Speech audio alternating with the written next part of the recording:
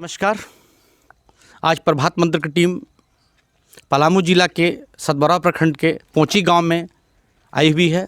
यहाँ मैं एक विशेष व्यक्ति से आपको मुलाकात कराने जा रहा हूँ, जिनसे हम लोग जानेंगे प्रौत के बारे में। प्रौत क्या है, मैं सबसे पहले इनसे परिचय जानना चाहता हूँ। आपका नाम सर?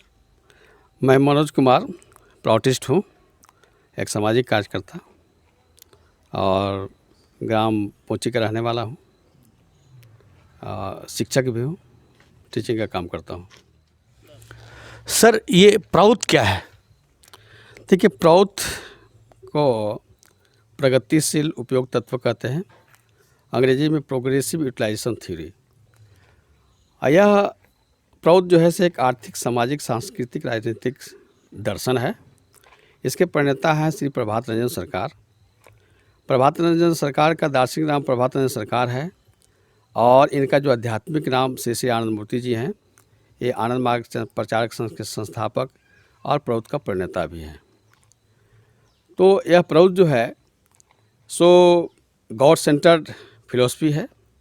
इससे पहले जो अर्थव्यवस्था है पूरे दुनिया में, वह आत्म केंद्रित अर्थव्यवस्था है, जिसको पूंजीवाद के नाम से जानते हैं।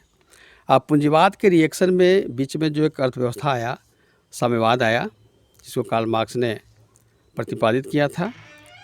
तो प्रौत जो है 1959 में श्री प्रभात रंजन सरकार, भारतवर्ष में उनका जन्म तो जमालपुर में हुआ था, लेकिन मोतिहारी में इन्होंने पहला इसका सिद्धांत दिया। अब प्रौत के 5 मूलभूत सिद्धांत हैं, जिसमें जो मेन चीज़ है, अभी तक जितने भी अर्थव्यवस्था, आर्थिक, सामाजिक, राजनीतिक सिद्धांत हैं, वो किसी ने भी 100% रोजगार देने का गारंटी नहीं दिया। लेकिन प्रौत एक ऐसा आर्थिक, सामाजिक, राजनीतिक दर्शन है जो कहता है कि हम 100% रोजगार देने का गारंटी देते हैं और मनुष्य के जो मूलभूत 5 आवश्यकता हैं, रोटी, कपड़ा, वस्त्र, शिक्षा, चिकित्सा, ये आवास, ये 5 मूलभूत जो आवश्यकता है, जिसको न्यूनतम आवश्यकता में प्रौत प्रणेता श्री प्रभात रंजन सरकार मानते हैं, ये सबको मिलना चाहिए समान रूप से। और चूँकि ये जो है सो अर्थव्यवस्था की गाड़ी चलती रहे, प्रोग्रेसिव होना चाहिए, इसके लिए उनका कहना है, प्रौत आर्थिक दर्शन में बताते हैं कि जो विशेष काम करने वाले लोग हैं उनको विशेष सुविधा दिए जाए, ताकि उनका मनोबल जो है बढ़ता रहे और वो कुछ नया नया इन्वेंशन करते रहें।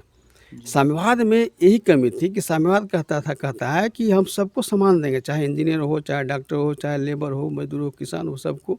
इसलिए रसिया में सबसे पहले साम्यवाद लागू हुआ, वहाँ पे 80 साल की उम्र में ही वो नष्ट हो गया, क्योंकि वहाँ के जो प्रगति का जो विकास की जो गति वो थम गई।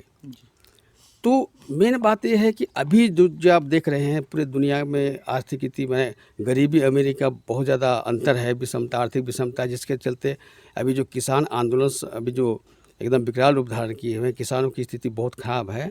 उसके पीछे जो पूंजीवाद है, आर्थिक आत्मकेंद्रित जो अर्थव्यवस्था है, वो है। उसके कारण प्रौत कहता है कि जो किसान से संबंधित जो समस्या है, जो पिछले 80 दिन से ये लोग जो हैं सड़क पर हैं और जो कृषि बिल आया है उसके विरोध में, प्रौत कहता है कि अगर प्रौत आर्थिक कृषि सहकारी समिति बना करके अगर कृषि किया जाए तो किसानों की समस्या एकदम एक चुटकी में ख़त्म हो जाएगा और किसानों की जो हालत जब इतनी ख़राब है वो ठीक हो जाएगी।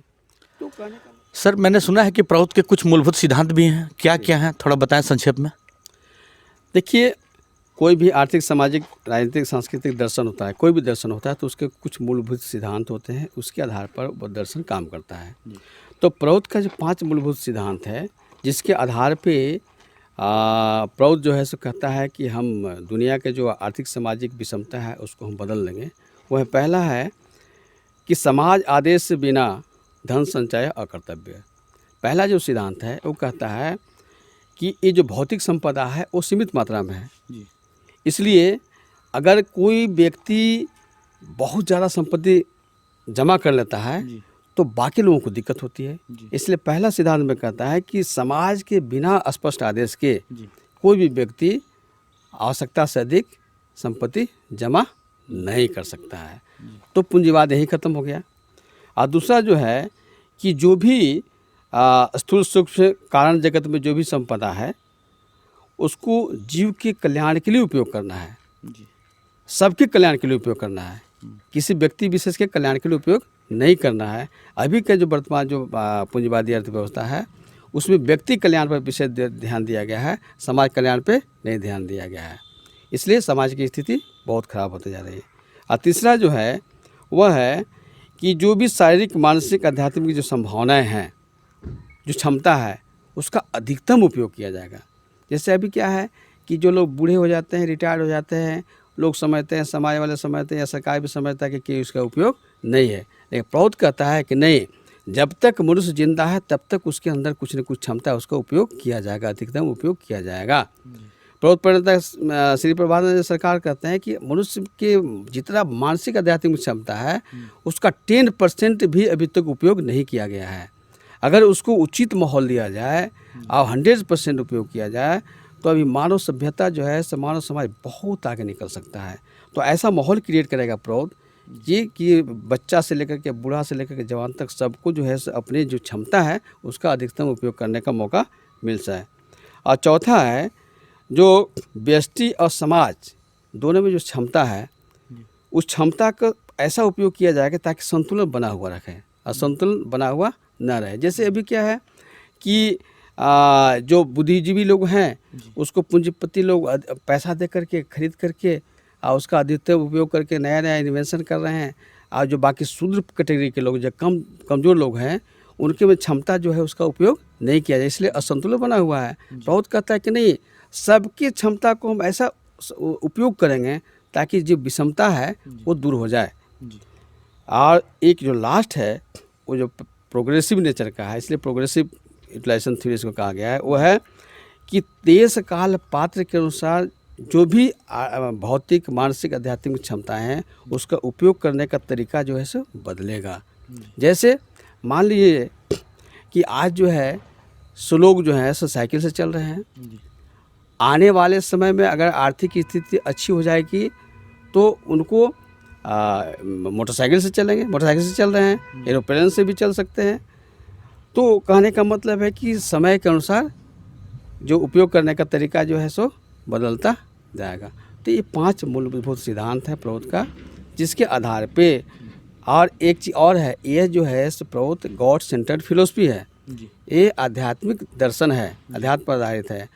अब बाकी जो दर्शन है साम्यवाद तो पूरा जो है सो मटेरियलिस्टिक दर्शन है, फिलोसफी है, वो गॉड को मानता ही नहीं है।